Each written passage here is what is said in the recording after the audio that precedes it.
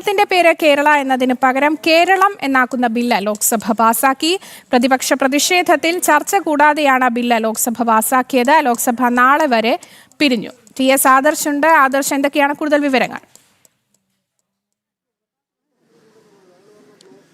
ആര്യശ്രീ, കേരളത്തെ സംബന്ധിച്ചിടത്തോളം ഏറെ സുപ്രധാനമായ ഒരു ബില്ലാണ് ലോക്സഭ പാസാക്കിയിരിക്കുന്നത്. കേരളത്തിൻ്റെ പേര് ഇനി മുതൽ കേരളം എന്നാക്കുന്ന ബില്ലിനാണ് ലോക്സഭ അംഗീകാരം നൽകിയിരിക്കുന്നത്. ഇവിടെ ശ്രദ്ധിക്കേണ്ട ഒരു കാര്യമെന്ന് പറയുന്നത്, കേരളത്തിൽ നിന്നുള്ള ഏറ്റവും കൂടുതൽ അംഗങ്ങൾ അവർ പ്രതിപക്ഷ സഖ്യത്തിൻ്റെ ഭാഗമാണ്.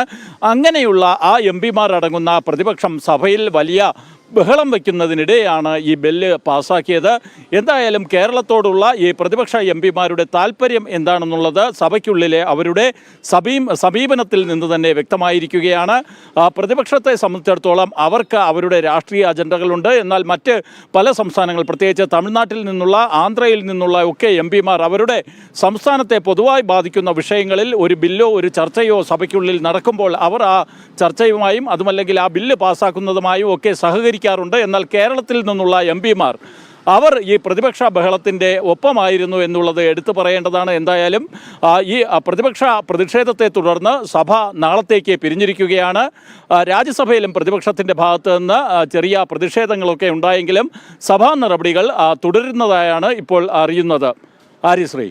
യെസ്, കേരളത്തിന്റെ പേര് കേരള എന്നതിന് പകരം കേരളം എന്നാക്കുന്ന ബില്ല് ലോക്സഭ പാസാക്കിയിരിക്കുകയാണ്. ആദർശ് ടി.എസ്. ആണ് ഡൽഹിയിൽ നിന്നും വിവരങ്ങൾ നൽകിയത്.